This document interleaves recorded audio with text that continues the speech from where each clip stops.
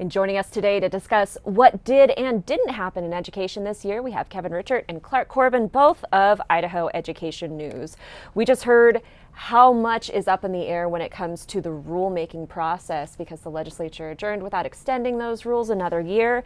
And a lot is determined when it comes to education in those administrative rules. What kind of important things are we talking about here, Clark? Rules have been a fight going on in the Idaho legislature for years, but when we talk about the things that are enacted through rule, we're talking about Idaho academic standards. They were once called Common Core state standards. That came to the legislature in the form of administrative rule during a very busy 2011 legislative session. And there are members of the House Education Committee who have not forgot how that played out.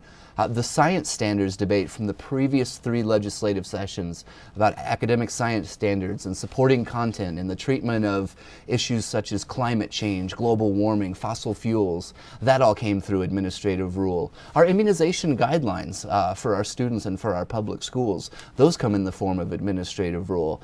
And so absolutely education is a big part, as are many other aspects of state government, a big part of this rules debate. You know, and it made me think about something we heard in the post-session press conference with House Republican leaders. Jason Monks, the assistant majority leader, said this rules process is really important because in a lot of cases, what happens in rule is where the people intersect with their government most directly. And really in education policy, you see that. I mean, this is where the standards that are used to teach our kids, this is where those standards are established and codified. One other thing I took away from that post-session press conference and why it's so important, rules have the effect of law in the state of Idaho. Speaker of the House Scott Bedke addressed that. He said, rules do have the force of law, and if you don't believe me, try breaking one of those rules and see what happens. And so it's very important. But that's part of why this debate was so contentious, because the House was saying these rules have the force of law, we should treat them like law and make sure that both bodies sign off on them. Right, and if anything, you know, when you parcel out who won and who lost out of this fight between the House and the Senate, the House got maybe even more than they wanted in the first place. You know, with House Bill 100, all the House was trying to do was establish a guidepost where both the House and the Senate would need to approve a rule going forward in order for it to become a rule and have the force of law. What they've managed to get, potentially, we don't know how this is all going to play out. There's a lot of legal uncertainty right now about how this might play out. But if the House has the ability to go back in time and apply a rules review process, not just to new rules, but to rules going back to the science standards from 2018, back to Common Core from 2011, this is a potential bonanza for House members to go in and claw back and review, revise, redact, repeal rules that they consider to be unsavory, all in an election year. It could be, the implications could be very far-reaching. 95 days could seem short and sweet. Yes, exactly. Both of you sat through so many committee meetings, especially at the beginning of the session, where they reviewed these rules, sometimes with lengthy debates attached to them. And you have seen some of the public hearings where they discussed these rules before they were even put in place. These are rules that are formed by experts and bureaucrats and teachers themselves. But talk to me about the disconnect between the lawmakers who eventually vote on these rules and the bureaucrats and the teachers who make them. There's been a lot of friction this year and the last couple of years between members of the House Education Committee. I don't want to say the committee as a whole, but members of the House Education Committee, some of these state agencies, this year in particular, the State Board of Education. But we go through a negotiated rulemaking process every year where the rules are proposed and developed by experts in the field and representatives from the state agencies. They have public hearings, oftentimes taking place throughout the state, where public input is gathered. Then they bring them back in the form of sometimes a pending rule for the legislative session, for legislators to confirm or reject in part. But it comes down to a power struggle. House Education Committee members view it as checks and balances, as the proper role of government. Some members of the House Education Committee wanted the committee to take a bigger role in the policy setting debate this year, and they feel like under the rules that we operated with under rules before, one legislative chamber could approve a rule and have it go forward and be enacted. Members of the House felt like that allowed the Senate to override them.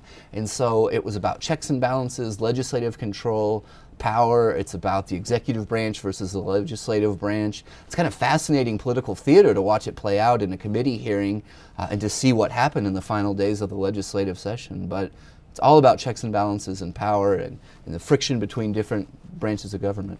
Yeah, and the tension, too, between elected officials and professional staff. In a way, rules make an easy political target for legislators because they can say these rules are coming to us from unelected bureaucrats. And, and there's, that's kind of an easy throwaway soundbite and kind of an easy way to categorize the rules process. I mean, there's accountability because ultimately these rules do come from agencies that do fall under the purview of the executive branch and ultimately the governor.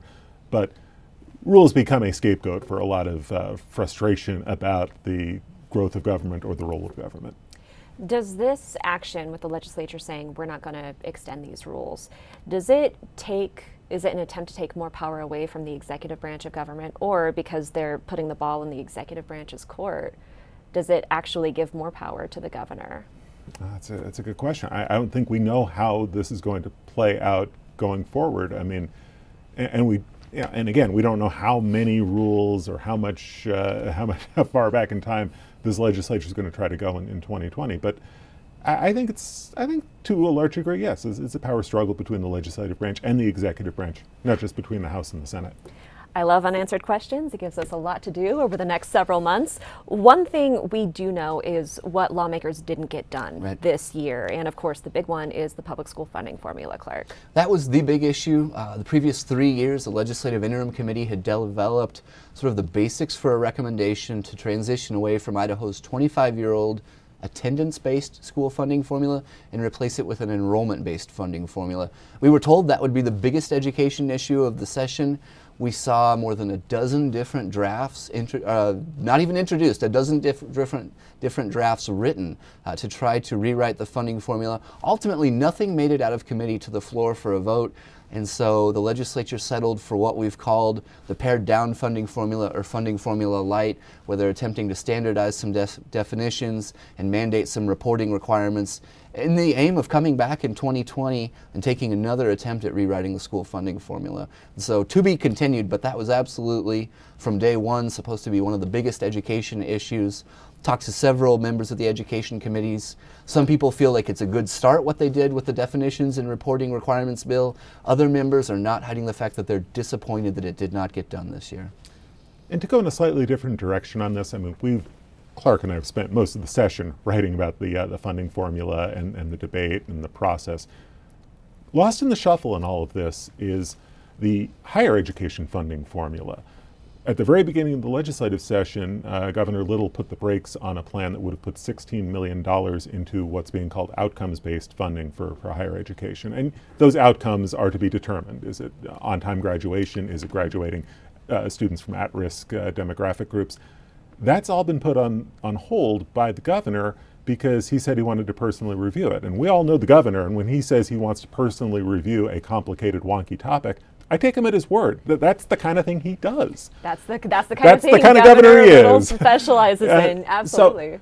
And that's a place where the governor could have a very profound impact on the way higher education funding is distributed and who gets what and for what sort of outcomes at a time when all 4 of the college and university presidents are relatively new. We just had one ushered in up at the University of Idaho on Thursday.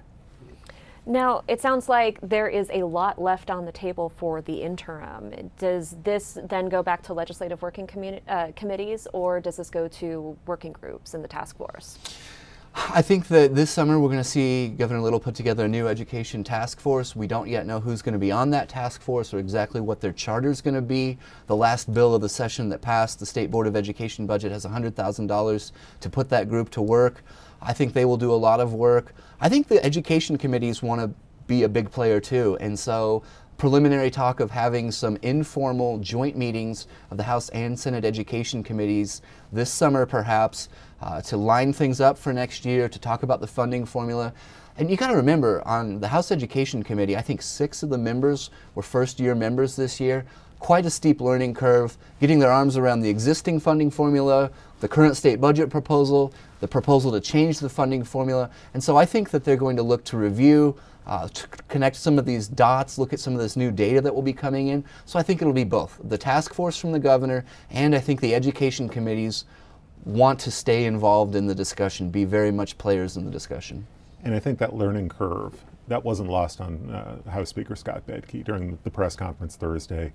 He talked about the need to continue the work on the funding formula and trying to build some consensus going into the 2020 session. So the funding formula interim committee is history now after 3 years.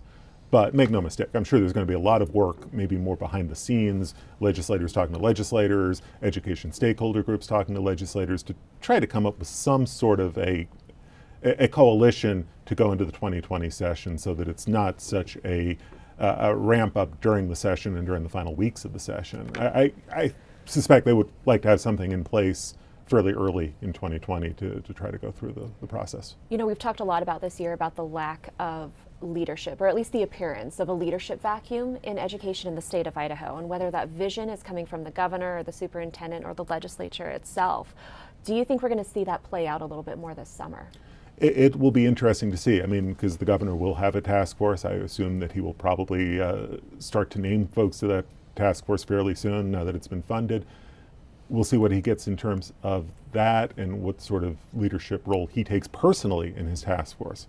Because if you remember, Governor Otter, when he put together a task force in 2013, he took a pretty hands-off approach to it. He didn't, he let the task force go about its work. We'll see how Governor Little approaches a task force on an issue he's prioritized.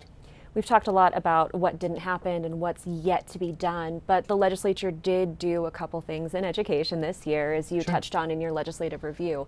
What are those things, and are there any new policies in there, or are they continuations or expansions of existing? I think the biggest thing that I saw take place in terms of a tangible accomplishment was a continuation, the fulfillment really of the 5-year plan to raise teacher salaries through Idaho's career ladder salary law.